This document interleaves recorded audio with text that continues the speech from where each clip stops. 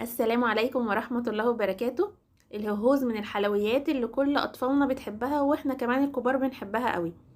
النهاردة هنعمله في البيت بطريقة سهلة وبسيطة ومكوناته بسيطة. هنعمله ببيضتين بس من غير سمنة ولا زيت، وهنشوف ازاي هيطلع معانا تحفة وأحلى كمان من اللي بنجيبه من بره. شوفوا شكله حلو ازاي. لو قدمتيه لأطفالك مش هيفرقوا عن الجاهز، بالعكس كمان حجمه أكبر وطعمه أحلى وهش أكتر. تعالوا نشوف الطريقة والمقادير، وهسيب لكم برضو المقادير زي كل مرة مكتوبة في صندوق الوصف. اول حاجة هجيب عندي بيضتين، هحط عليهم ربع كوباية من السكر، واحط عليهم رشة صغيرة من الفانيليا حوالي ربع معلقة كده، معلقة خل، ربع كوباية من المية، وحطيت كمان نص معلقة صغيرة من الكيك شيف ونص معلقة صغيرة من محسن الكيك الجل. واخر حاجة هضيفها دلوقتي هي كوباية الا ربع من الدقيق. حطيت كل المكونات على بعضها من غير اي ترتيب، مش هيفرق خالص. انا هنا عندي معلقة ونص كبيرة من الكاكاو الخام، بس مش هستخدمها دلوقتي، هحطها في الاخر. هبدأ دلوقتي اضرب المكونات على سرعة عالية لحد ما اللون يبقى فاتح والحجم يزيد، وتشوفوا معايا القوام بتاعها بيبقى تقيل ازاي.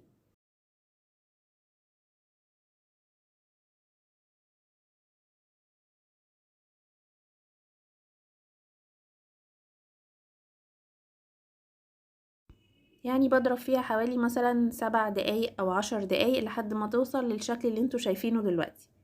اخر حاجة بقى هضيف الكاكاو، معلقة ونص كبيرة زي ما قلتلكوا، وهخلطه مع بقية المكونات، وكده خلاص بقى الخليط عندي جاهز.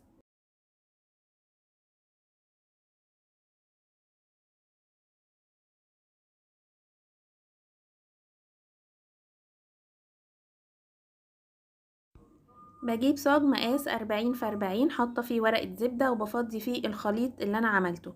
انا الصاج اللي انا مستخدماه مقاس 30 في 40، عمل معايا ست وحدات، واتبقى قطعة صغيرة. لكن هو الافضل انك انتي تعمليه في صاج مقاس 40 في 40، هيعمل معاكي 9. هفضي بقى الخليط وهبدأ ان انا اوزعه على الصاج وافرده كويس.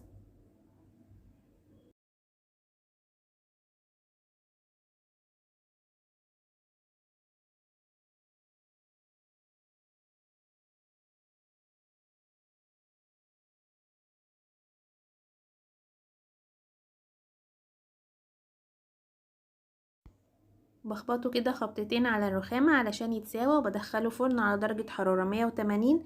بيقعد من 7 دقايق ل10 دقايق بالكتير قوي، مش اكتر من كده علشان ما ينشفش، لانه هو الطبقة بتاعته بتبقى رفيعة. دلوقتي بقى على بال ما يستوي هبدأ ان انا اجهز الكريمة. حطيت معلقة كبيرة من السكر العادي، عليها كوباية الا ربع من المية، ضربتهم شوية مع بعض لحد ما السكر بدأ يدوب. بعد كده حطيت عليهم كوباية الا ربع من الكريمة. بالمناسبة الكريمة دي طلعت كتير جدا، يعني نص كوباية تقريبا او ربع كوباية كمان كانت هتكفي. فانتي الافضل انك انتي تحطي نص كوباية سكر عليها نص كوباية مية ونص كوباية كريمة، هتكفي معاكي وهيتبقى منها كمان شوية. ضربتهم مع بعض كويس لحد ما الكريمة تقلت، وبعد كده حطيتها في التلاجة على بال ما الاسبونج يكون استوى وبرد.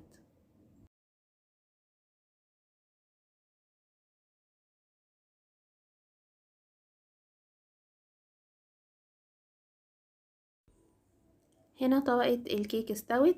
هنزلها بقى من الصاج عندي على المفرش، وبشتغل فيها وهي دافية، ما بسيبهاش تبرد خالص ولا تكون سخنة قوي، يعني تكون دافية كده بسيط. ببدأ ان انا الفها واشتغل فيها. هنا بسلك شوية الورقة منها عشان اتأكد ان هي فصلت. الكريمة بقى اللي انا عملتها حطيتها في كيس حلواني عشان تسهل عليا التوزيع، وببدأ ان انا احط كده خط من الكريمة في النص. ما تكتريش الحشو قوي علشان وانتي بتلفيه ما يطلعش منك. هبدأ بقى ان انا الفه بمساعدة ورقة الزبدة، بلف كده بتني مرة وواحدة كمان بس كده، وابدأ ان انا اقطع بالسكينة. بساوي كده شكلها وبقطع كده بالسكينة بالطول، يعني اعتبر ان انا بلف لفة ونص. اشيل دي بقى كده على جنب، وابدأ ان انا اعمل واحدة تانية بنفس الطريقة برضو. بحط شوية من الكريمة كده، وابدأ برضو ان انا الف عليها لفة والتانية واقطع. زي ما قلتلكوا لو الصاج مقاس 40 في 40 كان هيطلع معاكي 9.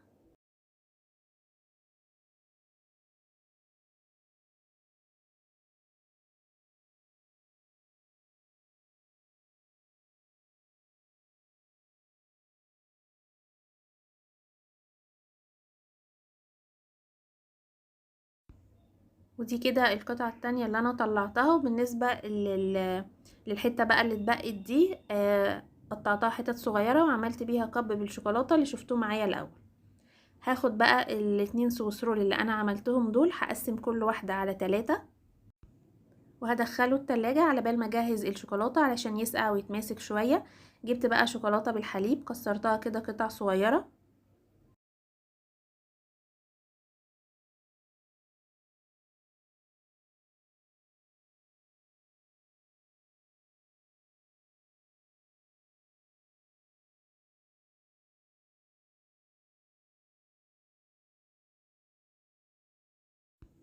استخدمت حوالي تمن من الشوكولاتة، حطيتها في طبق وحطيت عليها معلقة زيت كبيرة، سيحتها سواء في الميكروويف او على حمام مية.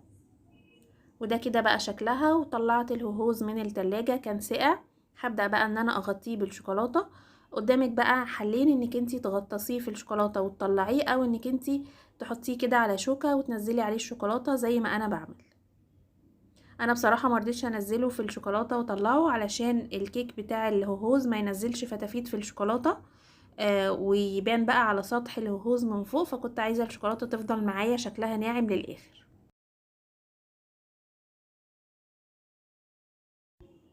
بحطه على شبكة عشان ينزل اي شوكولاتة زيادة.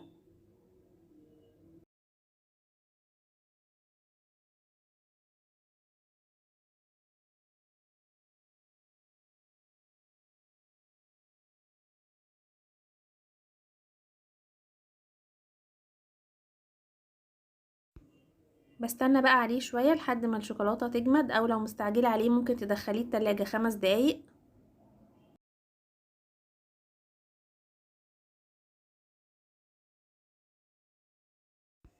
بصوا شايفين شكله تحفة وطعمه تحفة. طعمه فعلا احلى من الجاهز، تحسوا ان هو طعمه غني اكتر والكيك بتاعه هش اكتر. هنا بقى بعد ما الشوكولاتة جمدت، وده كب الشوكولاتة اللي انا عملته بالقطعة اللي اتفضلت، طعمه برضو حلو قوي. بصوا بقى شايفين ما يفرقش اي حاجة خالص عن الجاهز. نفتح بقى واحدة ونشوف شكلها من جوه.